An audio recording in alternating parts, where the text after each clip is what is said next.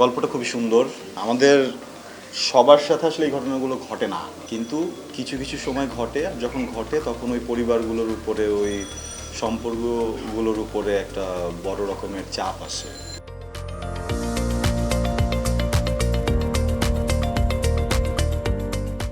আমার চরিত্রের নাম হচ্ছে মৌ। এটা একটা ত্রিভুজ প্রেমের গল্প, কিন্তু ত্রিভুজ প্রেমও না, তবে তিনটা যে ক্যারেক্টার, তিনটা ক্যারেক্টারেরই আলাদা আলাদা পয়েন্ট অফ ভিউ আছে, অ্যান্ড তিনটা ক্যারেক্টার তিন রকম। খুবই সুন্দর।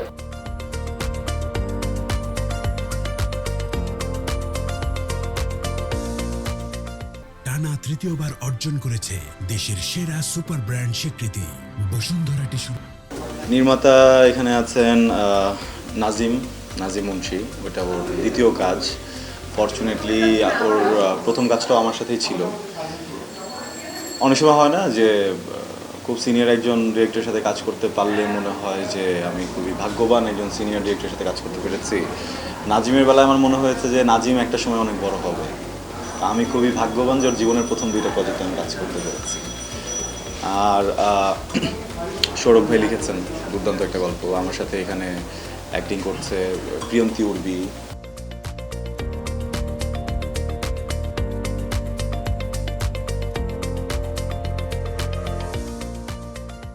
আরশের সাথে কেমিস্ট্রি তো খুবই ভালো, কারণ আরশ আমার অনেক পুরনো ফ্রেন্ড। আর আরশের সাথে অনেক বেশি কাজ করা হয় কারণ আমাদের জুটিটা অনেক পছন্দ করে মানুষ।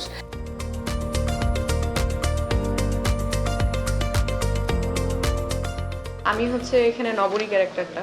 পুরো গল্পটাই যদি বলি, নবনীর উপর দিয়ে যাচ্ছে। কাজটা করে খুবই ভালো লাগছে।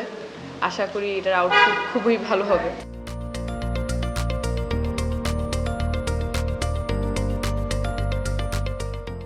আমার গল্পটার নাম হচ্ছে একরাশ নীল।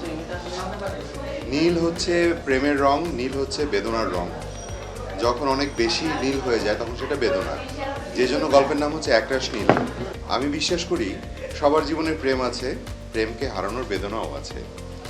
কিন্তু কেমন হয় বিষয়টা, যদি একজন লোক তার প্রেমকে হারায় সেটা খুব স্বাভাবিক, কিন্তু যখন বারবার একই মানুষকে হারায় সেই দুঃখবোধটা কতটা প্রগাঢ় হতে পারে, এবং একই সঙ্গে সেই মানুষটা চারপাশের মানুষগুলো তার এই দুঃখবোধের পরিণাম কিভাবে ভোগ করে সেই গল্পটাই উঠে এসেছে আমার একরাশ নীলে।